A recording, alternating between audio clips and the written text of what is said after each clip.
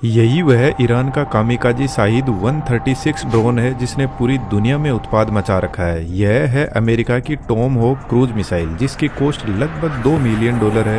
यह रसिया की KH-101 cruise missile है जिसकी कॉस्ट $10 to 13 मिलियन है और यह ईरान की फतेह 110 मिसाइल है जिसकी कॉस्ट $15,000 से $1 मिलियन के बीच में है। और फिर एंट्री होती है कामिकाजी ड्रोन शाहिद 136 की। यह भी एक तरीके का अटैकिंग वेपन ही है जो मिसाइल कैटेगरी में ही आता है और इसकी प्राइस $10,000 से $20,000 के बीच में है, जो एक कार की प्राइस से भी सस्ता है। और इस ड्रोन टेक्नोलॉजी ने आज के मॉडर्न युग को यह बताया है कि वॉर को एडवांस वेपन के अलावा इकोनॉमिकली भी लड़ा जा सकता है। इस ड्रोन को लोइटर म्यूनिशंस भी कहा जाता है। इसके अलावा इसको सुसाइड ड्रोन भी कहते हैं क्योंकि जब यह अपने टारगेट को हिट करता है तो उससे पहले उसकी रेकी करते हैं जिसमें यह अपने टारगेट के ऊपर ऐसे गोल गोल घूमते रहते हैं। और कुछ टारगेट ऐसे होते हैं जो कुछ ही टाइम के लिए दिखते हैं फिर वापस गायब हो जाते हैं। तो जैसे ही इनको अपना टारगेट दिखता है तो यह उस पर अटैक कर देते हैं और टारगेट के साथ खुद भी खत्म हो जाते हैं।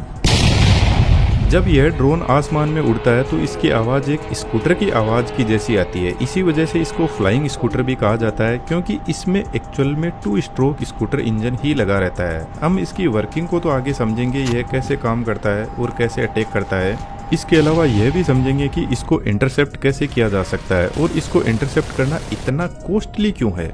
यदि हम इस ड्रोन की साइज को देखें तो 3.65 मीटर इसकी टोटल लेंथ है। इसके विंग्स डेल्टा एयर फ्रेम में बने हुए हैं और जिनका विंग फ्रेम 2.95 मीटर है। ड्रोन का टोटल वजन ही 220 किलो है। यदि हम ड्रोन का एक ह्यूमन बीइंग से कंपैरिजन करें तो यह साइज में काफी बड़े होते हैं। इसके फ्रंट साइड में वॉर हेड रखा जाता है जो 30 to 50 kg का हो सकता है, डिपेंड करता है टारगेट पर।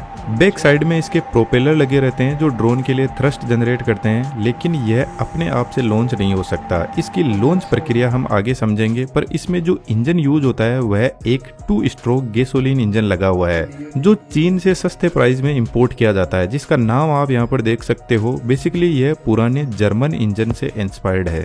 यदि मैं आपको बताऊं तो सेकेंड वर्ल्ड वॉर में जर्मन्स अपने एयरक्राफ्ट के लैंडिंग गियर पर जेरिको ट्रम्पेट सायरन यूज करते थे, जो बेसिकली एक प्रोपेलर ही होता है और जब प्लेन हाई स्पीड में आगे बढ़ता है तो ये स्कूटर के इंजन जैसी आवाज निकालता है जो एक साइकोलॉजिकल डर पैदा करता है सामने वाले के दिमाग में। यह इंजन एयर कूल्ड है जिसका मतलब है इसमें कोई कूलिंग मैकेनिज्म नहीं है। जब ड्रोन हाई स्पीड में आगे बढ़ता है तो हवा से ही इसकी कूलिंग होती है और यह 50 हॉर्स पावर की पावर प्रोड्यूस करता है जो ड्रोन को अराउंड 200 किलोमीटर पर आवर की स्पीड पर लेकर जा सकता है। आप एक बार इस इंजन की आवाज सुन सकते हो। जब ड्रोन हवा में उड़ता है तो यह कुछ ऐसा साउंड करता है। फ्लाइट को कंट्रोल करने के लिए ड्रोन में पीछे की साइड में इंजन के पास में कंट्रोल फिन्स लगे रहते हैं, तो ड्रोन जब उड़ता है तो इसको स्टेबल रखते हैं। ड्रोन को ऊपर हवा में उड़ाने के लिए फ्लैप्स लगे रहते हैं जो लिफ्ट फोर्स प्रोवाइड करते हैं। इनके जस्ट पास में डेल्टा विंग के पीछे एलवोन्स लगे रहते हैं।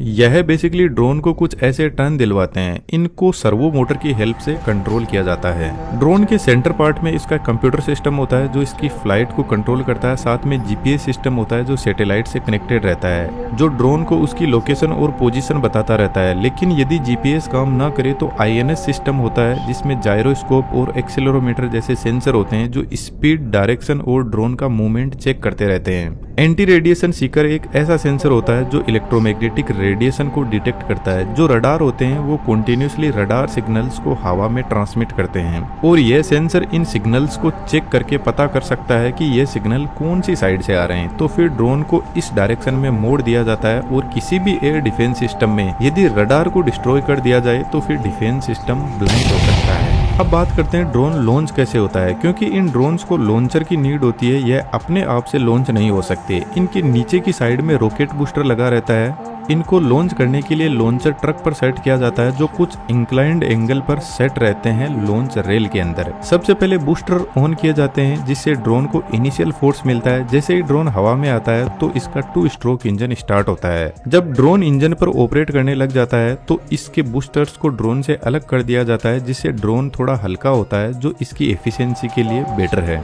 इस ड्रोन की रेंज लगभग 2000 किलोमीटर के आसपास है। लेकिन इन ड्रोन्स की कुछ खास बात है, यह स्वॉर्म ड्रोन होते हैं, जिसका मतलब है यह अकेले नहीं उड़ते, यह ग्रुप में एक साथ बहुत सारे ड्रोन्स जाते हैं और करंट सिचुएशन में ईरान 100 से भी ज्यादा ऐसे ड्रोन्स को लॉन्च करता है। अब यह सभी के सभी एक साथ में कोऑर्डिनेटेड रहते हैं, सभी एक ही टारगेट को हिट नहीं करते हैं, यह अपने अपने टारगेट फिक्स करते जाते हैं और टारगेट को डिस्ट्रॉय करते हैं।